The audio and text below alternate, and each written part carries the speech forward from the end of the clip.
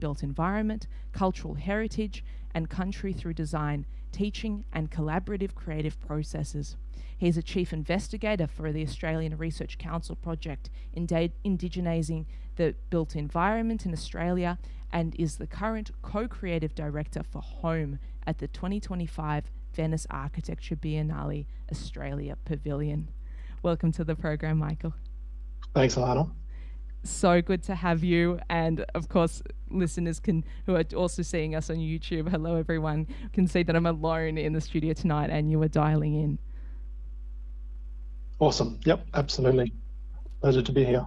You're based in Sydney, and remind me, that is Gadigal? Yeah, I'm on the land of the Gadigal people, and it is my home at the moment. I'm working here on these lands and living here with my family, my partner and 2 children, and yeah, it's an amazing place to be here. Did you always want to be an architect or involved in architecture? Yeah, I mean, it was something that I saw growing up. My father was in the construction industry, and more so from a labouring background. And that was certainly something that made an impact on my view of seeing these buildings and places being constructed. And yeah, that had a sort of influence in my thinking about the actual architecture behind the construction. And I think from a very early age, it was something that came onto my agenda and pretty much stayed there. And it's that interesting mix of, this placemaking, but also, that my own cultural background has significance to me and who I am, and the importance of where I come from and that story. That is something that I can communicate and forms part of that journey as well. So I'm born and raised up in Cairns, and the traditional place name for Cairns is called Gimoy, and Gimoy is the slippery blue fig tree. So it's a very prominent, tree species that's in that area. But my cultural heritage is Kuku-Yalanji, and also from Vanuatu as well. So Pentecost Island, the South Sea Island heritage. And that's very much part of who I am and my family, and all the stories that come through that are passed down. Yeah, I hold very dear, and I sort of go through studying architecture after becoming interested in it after high school, directly from high school, and then really going through a 5-year degree. At the University of Canberra, so I moved from Cairns to Canberra. It was a great move because Cairns is very hot and humid, and my body, it sort of doesn't really agree with that those conditions, those climate conditions, and the cool weather. I think I'm much more suited to it, and so I really enjoyed being there, and that's the Ngunnawal Ngambri people, and that. What was really important about going there was that it had a very strong Indigenous student centre. It was called the Ngunnawal Centre. And I was from Cairns, and there were plenty other Aboriginal and Torres Strait Islander students from all around Australia that came to the University of Canberra and used the Ngunnawal Centre as a home away from home. And being away from home, being in a new institutional setting, yeah, it was really, really important to have that place of comfort and safety, and being around other students who had similar stories growing up. There's a lot of laughing, a lot of stories and a lot of laughing and joking, but our backgrounds were also filled with trauma as well. So traumatic stories, and that's something that binds us together. And going through university was certainly that aspect of it that helped me study and complete the architecture degree. And at the time, so I started my architecture degree in 1993, and I was the first Indigenous student that had enrolled in the course, and there was no, cultural curriculum or any sort of teaching that related to local cultures or broader Australian histories that incorporated, and integrated First Nations histories. And it makes a big impact, on sort of reflecting on that journey and going through a course, and the sort of the steps that we've made, or the really important, how far we've come in that now, working in a space where indigenising the built environment as a research project is very important, and is part of a narrative in the architecture profession that is constantly evolving now and being more inclusive, or integrating these important parts of our stories into the disciplines. Yes. And so yeah, that's just something that I really, there's some more backstory behind where I am now, and happy to share that. But you were about to say something. Really a massive leap for our profession indeed, and we will circle back and touch on those research projects and on your current work. I'm curious if, when you were a student, did you see yourself always wanting to do this work? I think so. I think it was something that, again, it's that sort of connectedness with culture. I consider myself to be quite fortunate in that regard, and to have a sense of the connectedness to my culture, and how that has continued to inform my practice as well. And yeah, it was, I guess, it's unknown when you're young and you're sort of enjoying life, and not wanting to put too much pressure on yourself in terms of really taking big steps and filling shoes that maybe you're not ready for. And yeah, so it's certainly, it was an agenda item, but there were, I think, careful steps that were taken along the way about how I prepared myself for, future visions of what I could potentially be, but also how that you let the time unfold and the experiences happen, and then enact, propositions as the time reveals itself. So yeah, there's some sort of interesting dynamics and opportunities have come up at certain times that have meant that those steps, are taken. Maybe sometimes it's before you're ready, but sometimes you put your hand up and say, this is what I'm going to do, and this is the impact that it will have, and you celebrate what you do as well. Yes, so important to celebrate that one step at a time as well, and even being brave to make those moves. You may have already covered this in your first story, in your first answer, but there is a question I really love to ask all my guests, and that's, what's your earliest memory of a building or place? That's a really good question. I think there's, Cairns growing up was quiet, and it changed quite dramatically through the tourism industry.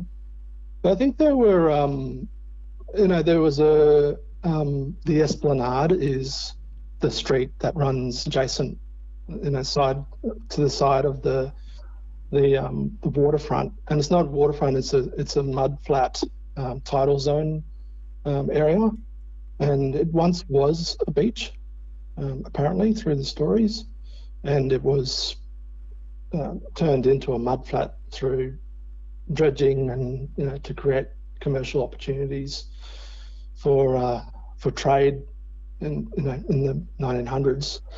But I think going there was something that was important, and probably an early memory about going to that, that area between where the land ends and the water begins. And as a child, that's probably really fascinating, or makes a connection. I know that we were just talking about it the other day with my son when he was smaller. He's 19 now, but when he was little, we would go to the beach and we'd build a little pool for him on the side of the beach away from the waves, just to, have a bit more comfort for him. And yeah, that's, that sort of telling the story about my earliest memory sort of resonates with that, because it is such a, big change in the environment that as a very young mind that you're taking it in. And it's that, in the architecture language, it's a sort of threshold of sorts. And, so maybe I was thinking as an architect back when I was 4 years old. But already it was in you from birth. I was thinking about thresholds, yeah. But also edge conditions, right? For our listeners, another architectural term. It's said that people need a spine or an edge, that boundary to resist against, to move against, to see, to view, to locate yourself on. I'm captured a little bit, actually, in my imagination by the image of the little protected tidal pool that you built for your son, and almost a semicircle around this, an enclosure of gathering and of comfort, and to see how close that actually is to the design for home at the Venice Biennale, the pavilion. Yeah, and the story now is that he loves the ocean. He loves going to the beach, and it's that initial protected quality of the environment that you create. Maybe it had an impact on comfort, being in that environment, which is quite, it's quite a multi-sensory experience, when you hear the waves hitting the beach. And I'm not a beach person, and I it's something that I'll do it, but it's not my thing, going to the beach.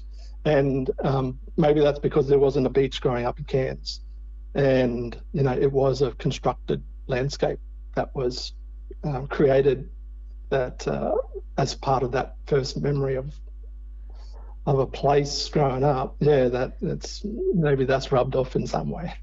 Even that constructed landscape idea, I'm seeing a parallel to the Venice Pavilion, to home, not just in the semicircular shape of the little of the bath of the little lagoon to protect you from the waves, but it was a rammed earth installation. Yeah, that's right. I guess it's about as you move into a building, if it's a very large open space, then it can be quite confronting. But if you place something towards near the entry as you walk in, then that can sort of close the space a little bit, and again just offer a different way of engaging or creating a smaller zone where you can sort of get your mindset into the space before you actually go into the space properly. And the way that it's and again, it's like if you do that with a straight wall, then that can be equally confronting. But if you create it and give it some sensuality, I guess, of then it as you move around it, it then sort of dissipates, and then you then encounter the space proper. It provides an interesting, interesting movement experience. Yes, very, very much. The pavilion, as I understand, is also about connection and coming together and having people experience conversations and learning. And so, as you mentioned, in your experience as a student, having that place of cultural safety, where the space was conditioned. So, as you say, from a big room to a space within a space, something that gets a bit smaller, where you can have a safer, more connected experience. Yeah, and that's the thing. I like just thinking about the architecture school at University of Canberra. It was in the same building as that Ngunnawal Centre. Oh, wow. So, but the Ngunnawal Centre, you had to pass that first before you walked into the architecture part of it. That's a powerful reminder too, isn't it? But that in itself is, it's a way of connecting with culture and mitigating the the vastness of the architecture school, and then setting up and continually building up resilience, through that connection to the cultural aspect, to really engage with the architecture component.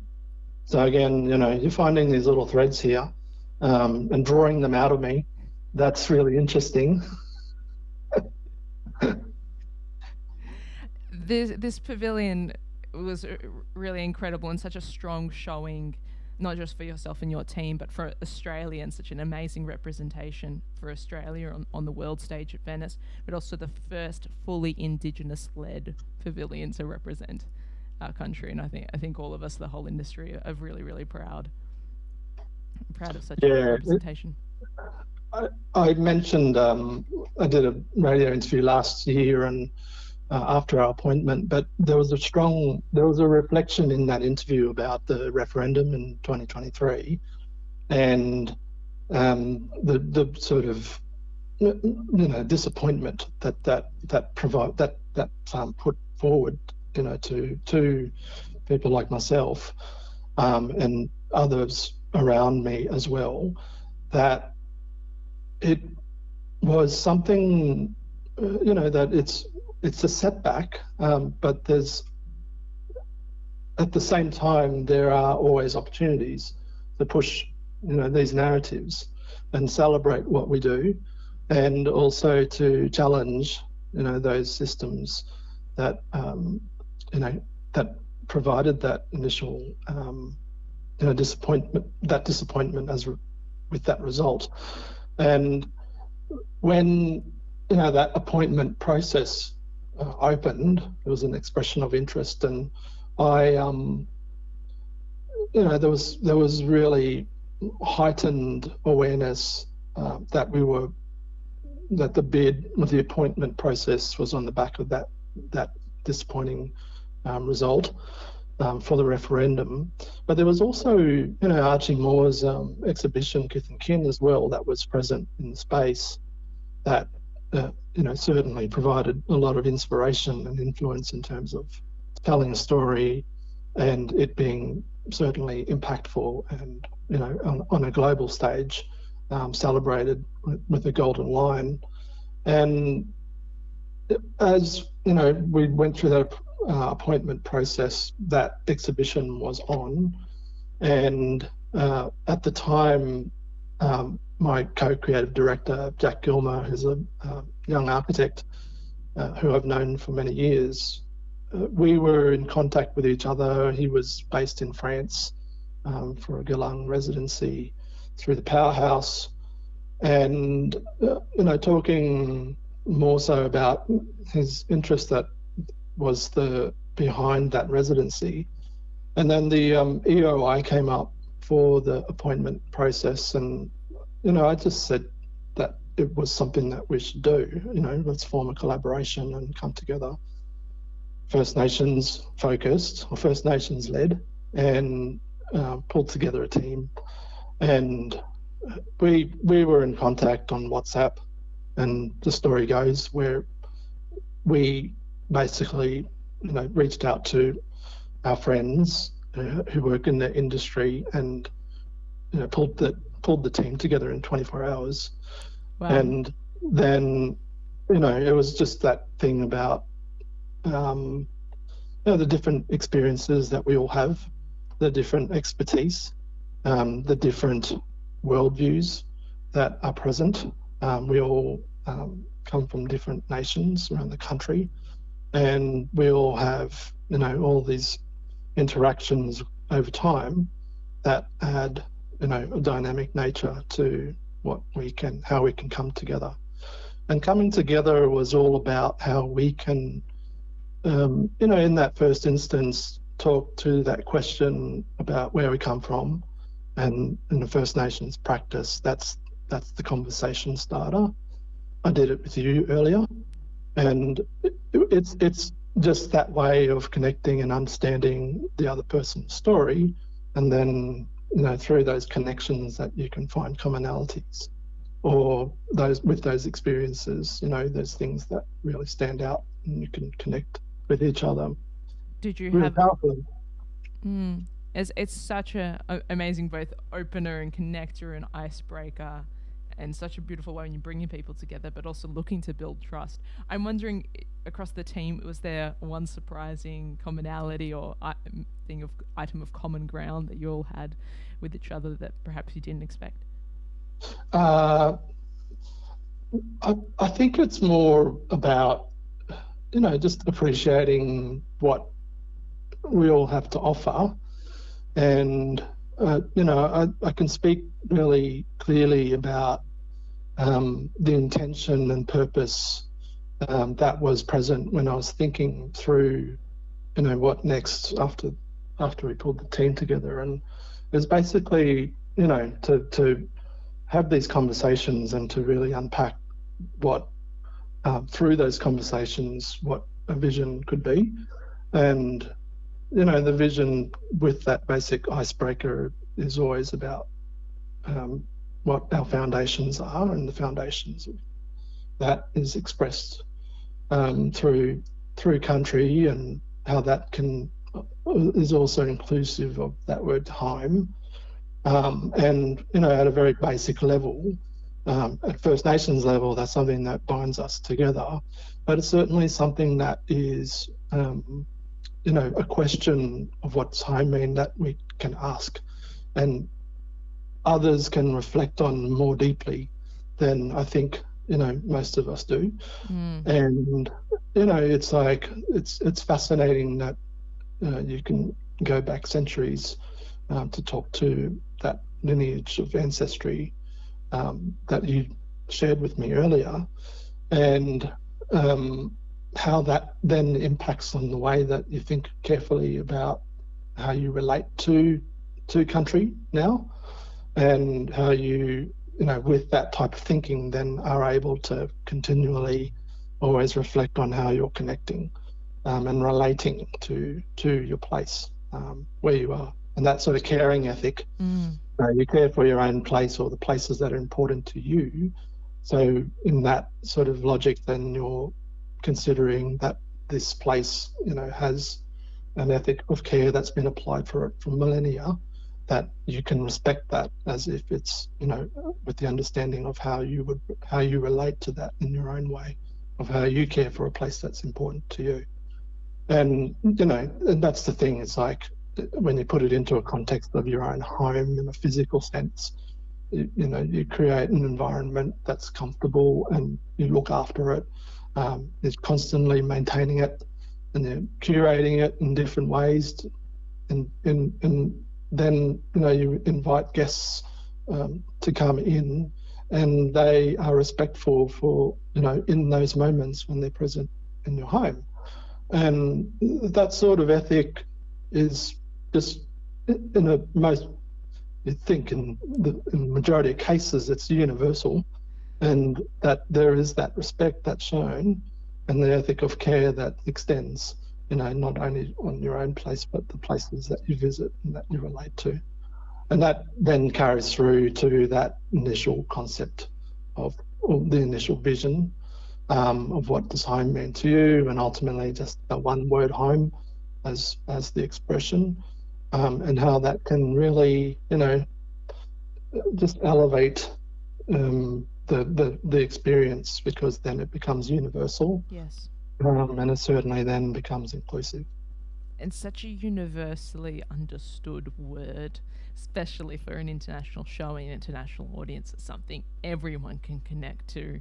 Everyone has an association. It's an invitation for anyone to enter and engage and learn. A really excellent title, really strategic title there. I wonder also, Thank you for sharing all the big ideas that underpin the work, and we constantly come back to on the program that architecture is about ideas, really, and making it real. I want to ask a technical question. How do you build such a large rammed earth structure inside a neat, immaculate pavilion? How were some of those technical challenges overcome on site, and working on a different country, working in Venice, where there's completely different ground that is wet and soggy and sinking and has its own preservation challenges and climate challenges? Yeah, I mean, that's the thing is, there's no shortage of ideas that were presented. And it was really important with the dynamic of the team in terms of how, that there is an activation of so many ideas, but then there's also, a very strategic way of pulling out the most important ideas. And in that sense, the work, the co-creator, creative directorship, with Jack and Emily McDaniel, really refining the ideas, and that contribution was so vital. It just, really then does allow you to focus on the logistics of that, construction and the methods behind it. And, we understood the structure of the building, and there's also, sorts of limitations there. When we were before we went over there, we did a lot of prototyping and, just testing the materiality, and, fully rammed earth structures are very heavy. And so there's, techniques that we had to consider about how to lighten, the heaviness of that, but still result in the same outcome. And the bench, for instance, that surrounds the sand gathering ceremonial space in the middle of the gallery, the bench is rammed earth, and it's hollowed out, but it's got a rammed earth, facade, 15 centimeters wide. So it just lightens the load that little bit and helps out in terms of the constructability of it as well. And the rammed earth wall itself, there was I think through Jack's investigations, we came across a guy who specialises in using a product called clay plaster, and his name's Guy Valentine, and he does these works that it achieves an applied finish that then achieves the look of the rammed earth. Wow. So we're just trying to get the logistics of, we can't actually build a full rammed earth wall on that elevated floor because it's not designed to carry that sort of weight, and earth is very heavy. And so it's just sort of thinking through the options and the viability of how it will sit in relation to the vision. And when we did the shortlisted entry that saw us ultimately appointed, there was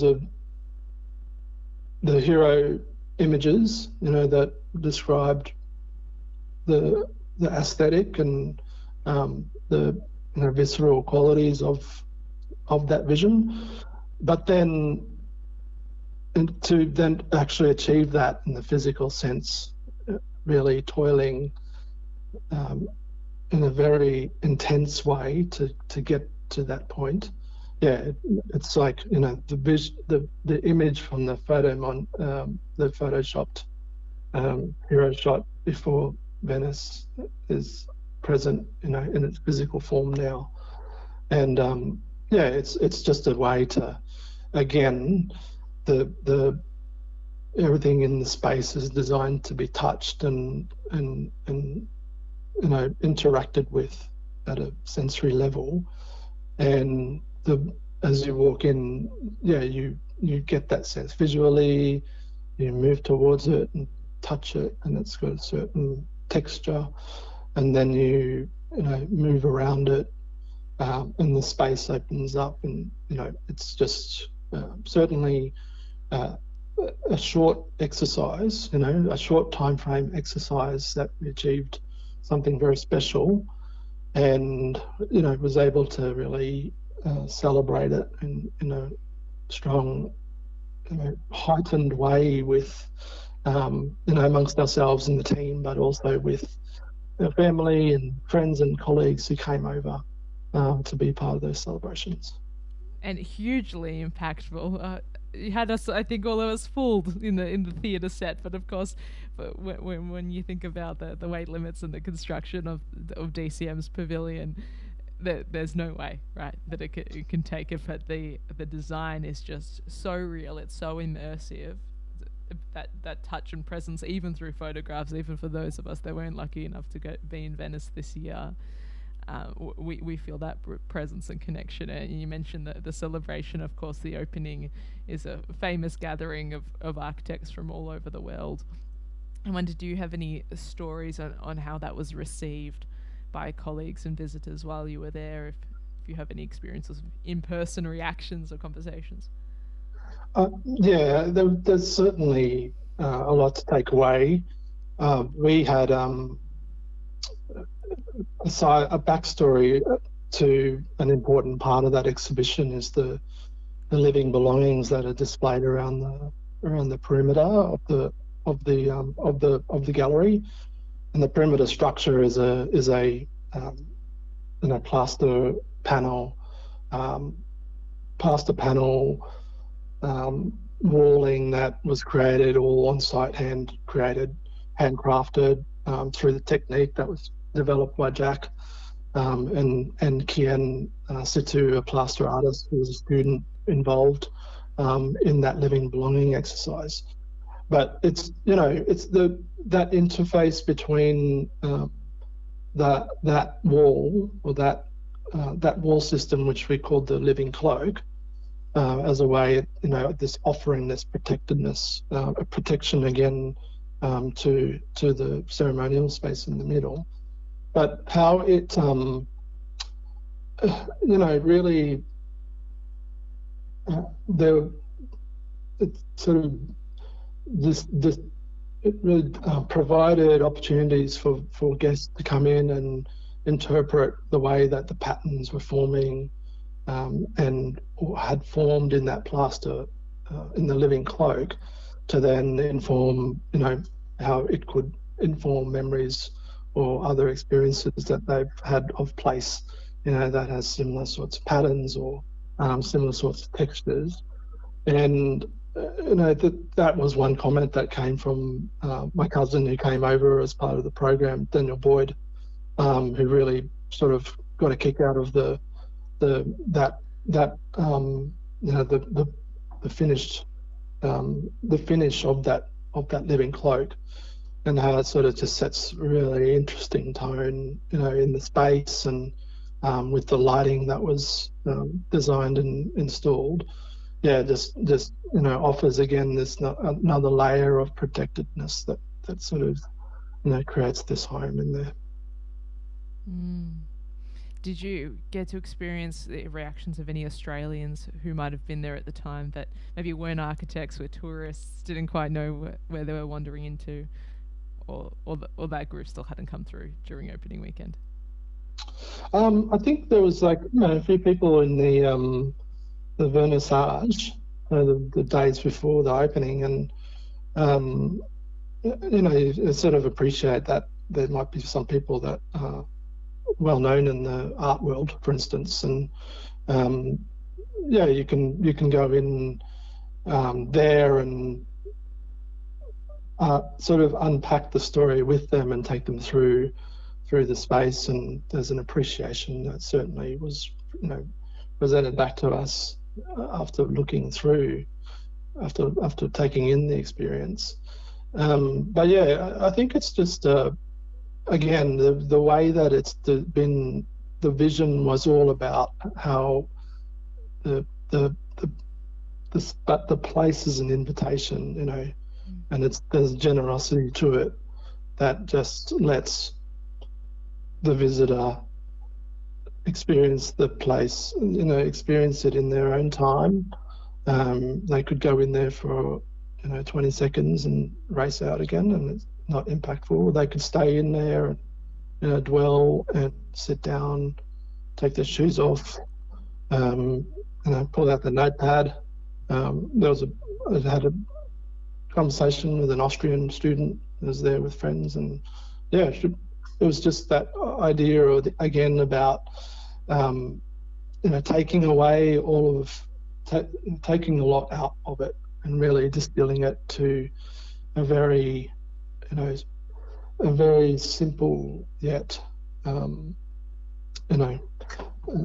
very inviting environment to be in. Yes. Part of that success and part of that invitation, right, sometimes comes to the idea of common ground. Like, what is the universal common that can make people come in and feel comfortable and feel connected and engage with ideas that are new for them, or for some might be challenging even. I think it's about, again, just as I mentioned earlier, about it being a universal question that framed the foundation of the vision, that can then offer a way for that everyone can respond to it in their own way. There's all different types of responses that you can provide, and it's multifaceted, what home is as well. There's all different aspects of it that you can touch on and reflect on and envision, and certainly how that, whatever that means in setting up what your future iterations of what home is, can certainly, it's impactful, and it was definitely about taking out the instructive nature of what a cultural landscape is, or culture as a topic of investigation, and really pulling it back to how you relate to it directly and at a most fundamental level.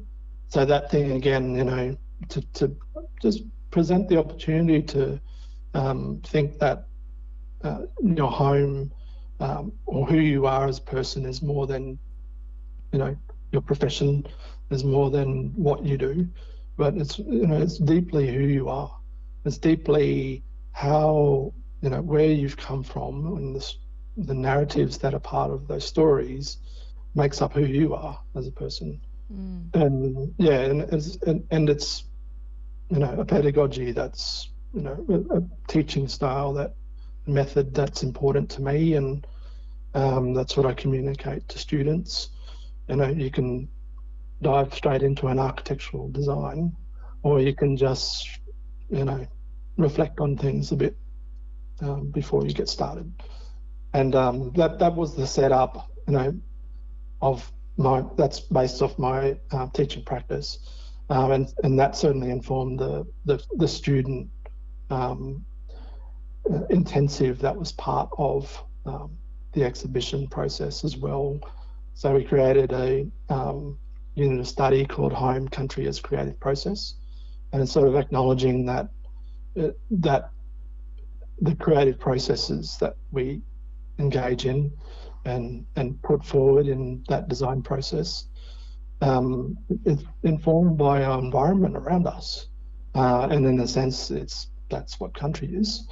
That's what country is, and how that can be definitely influential and informing, and be that stimulant of that creative process. And to me, it seems like that's really rubbing off in a very significant way in the industry at the moment. The way that buildings are being designed and their aesthetic, and that being informed by country. There's still a lot to do and long way to go, but this is one contribution to that narrative. Yes. And we put that forward as part of the learning experience for students. And as in the appointment process, it's in my big blue sky educator mindset. It's like, well, it's the amazing thing about being an educator is that you can plant little seeds, to a room of 200 students, and that can be impactful in many different ways. And if you do that, many times across their university journey, then there's ways that it is, it has that impact, and that can then directly go out into industry, and they can be they can inform the practices that the existing practices and shift those. And for the intensive, during that appointment process, there was this idea to say, well, I've got the connections with the schools of architecture around Australia. We don't have to just limit it to the University of Sydney. We can do University of Sydney and invite the 21 other architecture schools from around Australia to participate in this creative process exercise, ultimately with the aim of getting these living belongings over there and displaying them as part of the exhibition.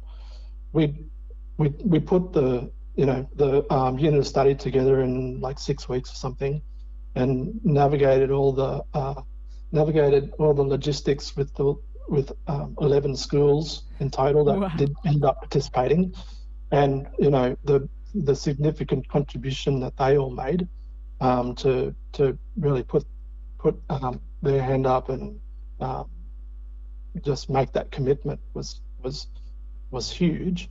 But it's an investment. It is that investment that is so important, that you can do this type of exercise and it have a transformational impact on the student, and for some of them their living belongings are on display. But the living belongings is that conversation around, or the term living belongings, it's that conversation around artifacts or objects that have significance for First Nations communities. And those conversations with Jack at the time, that's his area of interest outside of architecture, and that's aligned with his architectural practice. But it is this thing about these objects in inverted commas that are stored away and preserved in museums all around the world that hold significance for local communities here, and so likewise for other Indigenous communities globally. That these objects in inverted commas, they're living, they're actually living, and they belong to something, they belong to a community. And that, influenced that term, living belongings, that they are living, and they are living because they are telling that living story of the student who is creating that belonging, and the belonging holds all the stories of what home means and is embedded in that belonging. And then, going over to Venice, it then becomes, it has this belonging in this home that is, again, just building on the narrative and fleshing it out to the extreme, and really creating something special. Shown it its home away from home. Home away from home, yeah. You're also leading the research in the effectiveness of our education system and the First Nations competencies in the architectural registration process.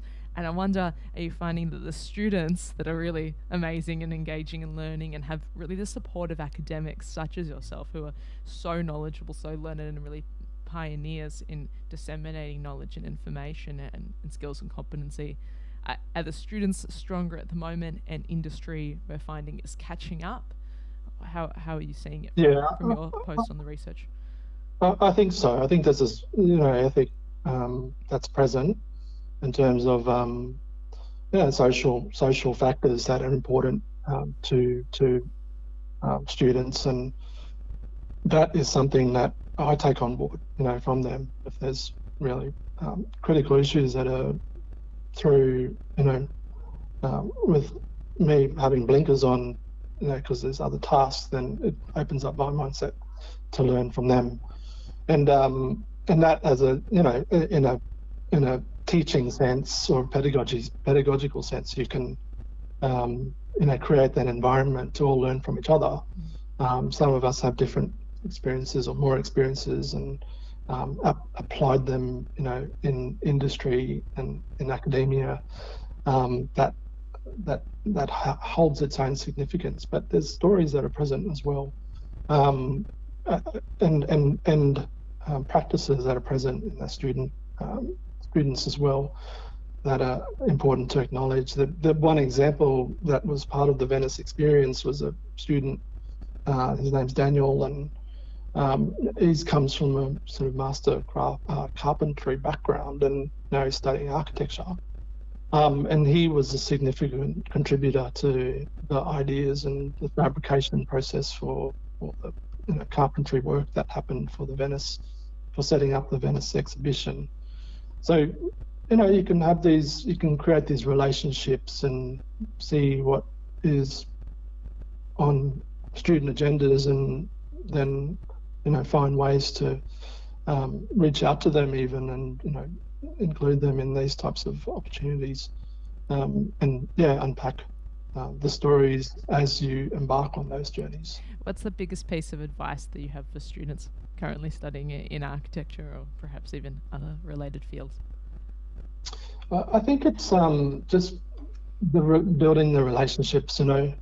It's keeping things really open, and learning about people that you interact with, or that every interaction that you have holds importance, and it may be impactful for each other in many different ways, and that could happen immediately, or it could happen a week later, or it could happen 10 years later. You never know. And certainly that knowledge exchange is an important practice that you can build those relationships, and have ways that you can always connect with each other. And it's not just because, as they say, who you know is very important, but actually those relationships build the common ground, right? Well, and build that interconnectedness. The interconnectedness is worked at all different levels. So you can create those relationships with the decision makers, or I present as a decision maker in my space, and with others who are also decision makers. There's seeds that you can plant, through these conversations and creating these relationships that can be impactful and create environments that can stimulate, the continued evolution and elevation of cultures in architecture and the built environment. And to me, it's certainly about, it is about that inclusivity, not about forcing people. It's about, really understanding how people are positioned, and because they're not doing something now doesn't mean that they'll, it doesn't mean that they won't do that they'll be doing anything in 10 years. So every sort of thing counts, or every interaction counts, and you can certainly build things one step at a time. Every little action has an impact. What does good design mean to you? I think it's about inclusivity. That's probably the big one for me. I've done a talk that I did, and really sort of investigated the idea of terroir, as an architectural trait, and this notion of imposition of architecture on cultural landscapes that are not belonging, but and as a result create conditions that exclude whole communities. And at a basic level, a static entity can have a big presence in a community. And we live in these environments with neoclassical architecture and offshoots of that style, and it comes from a time that represents a particular societal condition or way of society. And you just in the talk, it's just reflecting on the proposition of what ancestors would have thought about these types of structures, that you're having to encounter or that are being imposed upon you. But I guess the inclusivity nature of my response is about how that inclusiveness in all parts of that process of that ultimately results in a built form. That starts with the conversation before the project happens and a relationship building process, and then moves into integration of voices as part of that design process, and then continued involvement of and inclusiveness of those voices of community, less more vulnerable groups that can have agency over the way that these sorts of infrastructure ultimately get constructed. But that's probably the big thing, and it's like then to sort of break that down and unpack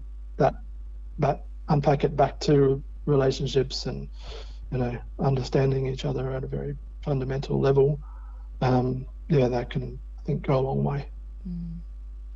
I want to ask you about Australian architecture and what you think Australian architecture is and could be. That's ultimately for me the most interesting question of where we're headed in finding the answers to the question that we are living, because I think it is, personally I think it's emerging. What is an Australian architecture is an ever evolving, ever emerging authenticity that we're moving collectively as a practice. But also every showing at Venice and every pavilion at Venice contributes bit by bit, piece by piece, towards answering that question of forming what is an Australian architecture. Do you have any thoughts or reflections? I think it's very much of place. It's inclusive of place. It's responsive to what place is providing, and in the First Nations sense, it's about country and the cultural practices that are present and how that then becomes embedded as part of the story of that architecture.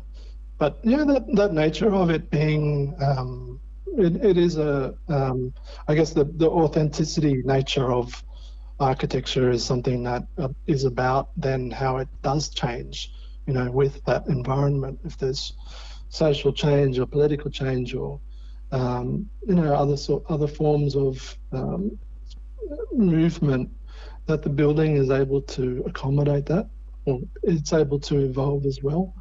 And that can be, programmatically, or the change of how engagement with built forms happen, and that in turn, it's like opening up opportunities to really to create that move, that shift. So there's going back to those neoclassical examples, or neoclassical architecture as an example, where even though they might have, these types of built forms and architecture might have been terrorizing for communities, that it's still part of the story of the community, and ultimately it might result in a gallery space or a community centre that occupies it and then transforms the narrative by creating a dialogue between this introduced and imposed architectural piece with the dynamic nature of community and how it's had to deal with obstacles and challenges, but then to see opportunities of how the dialogue that gets created with this built form can ultimately result in some rich, even richer qualities about how then people use that architecture. The even richer qualities, and I want to pick up on that point, because there's an immense opportunity that is created in when you're engaging with country, considering country, representing country in design, and really doing a due diligence as a professional, as an architect, engaging with communities. That creates a whole opportunity to enrich design and to enrich the possibility and the potential, and move it towards a more authentic, a more earnest Australian architecture that's connected to the oldest continuous living culture that we are so lucky to have and live together. Definitely, and that's certainly something that everyone can learn from. Everyone can, find ways to connect with those practices, or find ways to evolve their own practice. Again, I say that it is something that happens at the pace that is comfortable for that architect or for that construction manager, and that can happen over time. And it's that idea, I guess, of trying small things that you can learn from, that can ultimately lead to something that's quite beautiful. Yeah, beautiful and impactful on very many levels.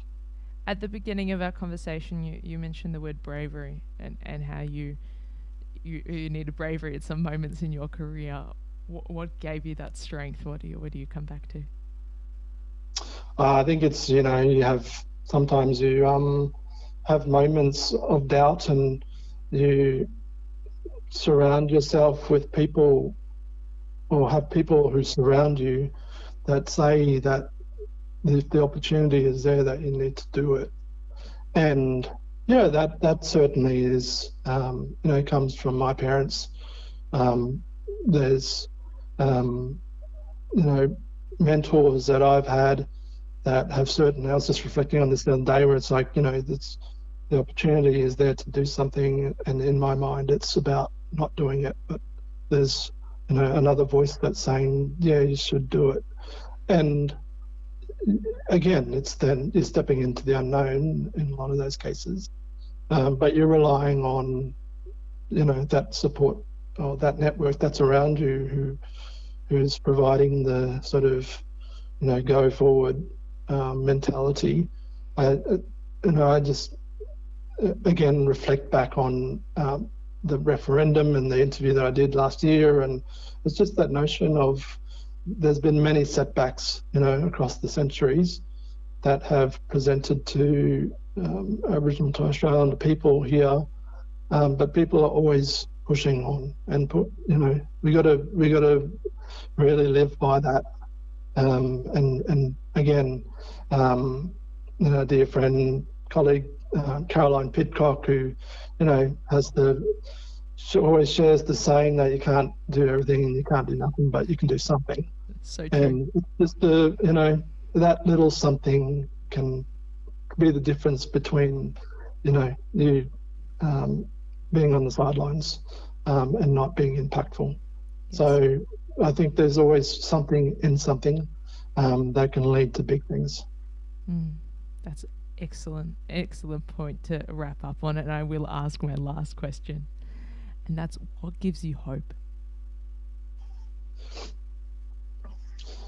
I think there's I think just to build off that, it's knowing that where I've come from, where my parents have come from, that there's been, as you go back, the barriers are higher and higher.